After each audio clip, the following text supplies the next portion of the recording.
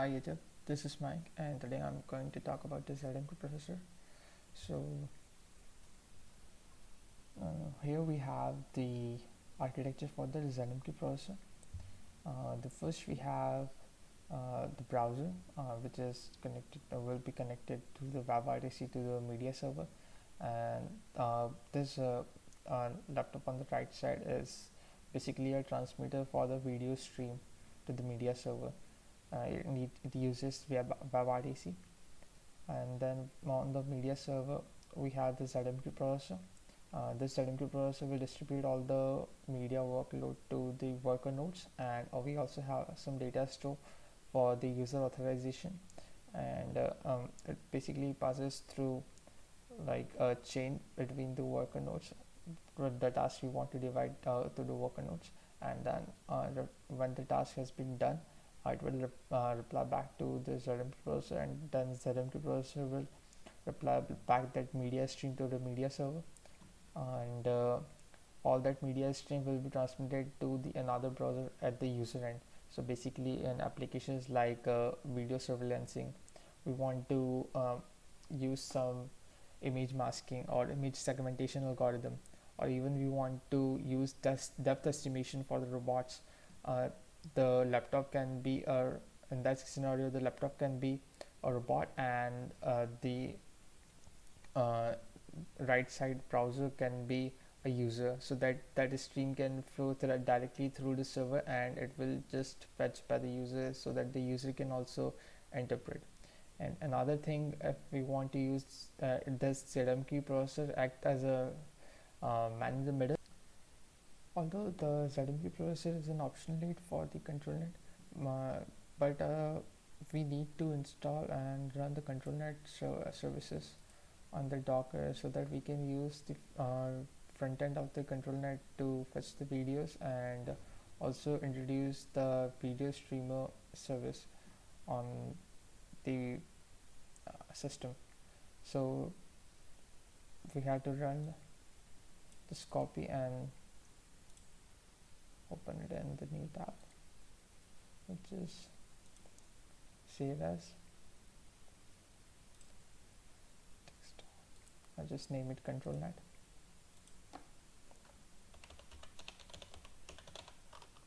Oh, there's already a folder. I'll just rename it ControlNet 2. Open, and I'll just save. Now let's get the first phase done by running the ControlNet services. I'll just go into desktop, do ControlNet mainstay,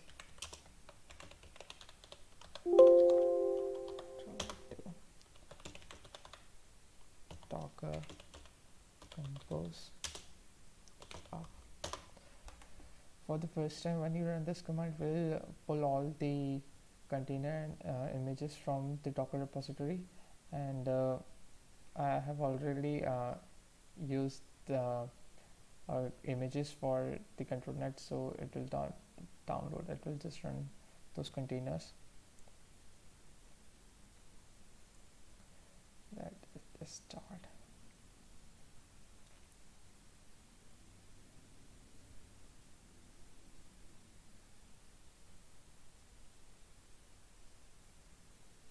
Don't need this tab, so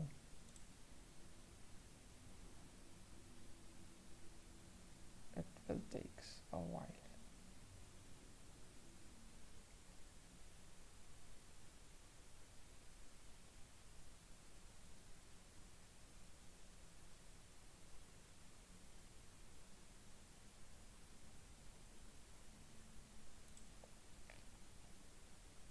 So also we need to clone this repository for the pipe server. Basically this pipe server is actually the ZMQ processor, and I have this already in my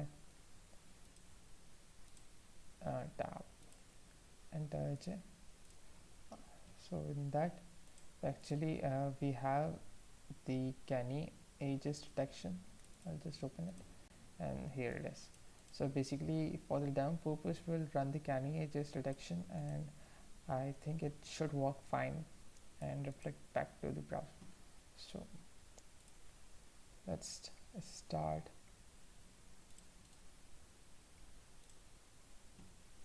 the application. Before configuring, we also need to specify the IP address of the machine in the port here, and we also need to specify the port that we want to use, and also the ZMQ port which we will be using for the media stream. Yeah, so it's up. The next thing, we also need the IOR Python package. Basically I have written some of the script for automating some tasks for to like open the browser and hit the link for configuring all the media stream, and it will just configure the WebRTC on and publish those stream to the media server.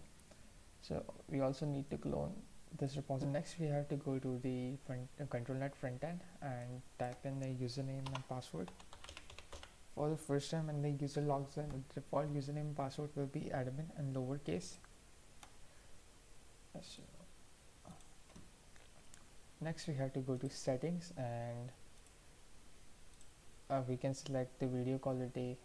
The settings are for the different devices like Raspberry Pi and controlling them through FTD. And this is the subscription. Next we have to set the IP address of the Flask server. So just copy it and paste it here. Yeah, that's good. And we'll need to configure the pipeline, so I'll just add a connector code here, and we can select from if you want to use the canny edges or the video stabilization. If I want to go for the video stabilization also, we can also go for the video stabilization for the second node in the list, but for now that's okay. I'll just go to sync and save the settings. The next thing we want to use is the IOR Python. So basically I have developed this application for the ControlNet itself. We will need to clone this repository and target to the Raspberry Pi. I'm using the Raspberry Pi for demos.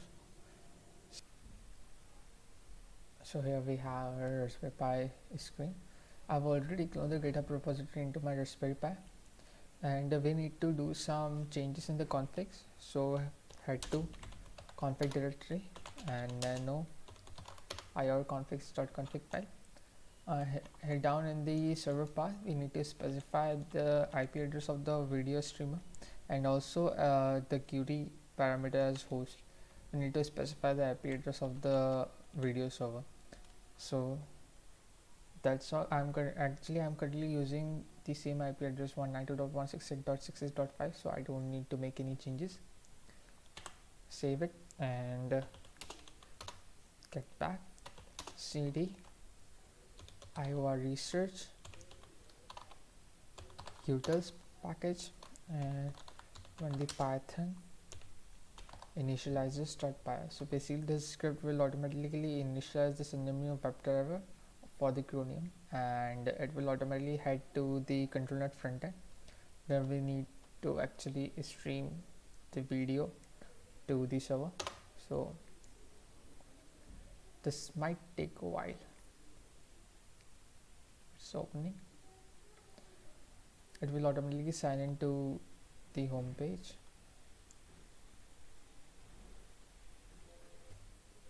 Now the ControlNet is up on the Raspberry Pi. Let's move ahead to the dashboard of the ControlNet. Here we are on the dashboard of the ControlNet front end. So let's stream our canny edges over the internet. So head to the video streaming. We have to select the video device which we want to use. We want the Raspberry Pi to use. So I'll just select and set the video source. now I think we are there. Yes, it is streaming over the media server, and media server is processing the canny edges and then replying back to the browser. So that was the application. Yeah, that's it. Hi there. So thanks for watching the video. Thank you.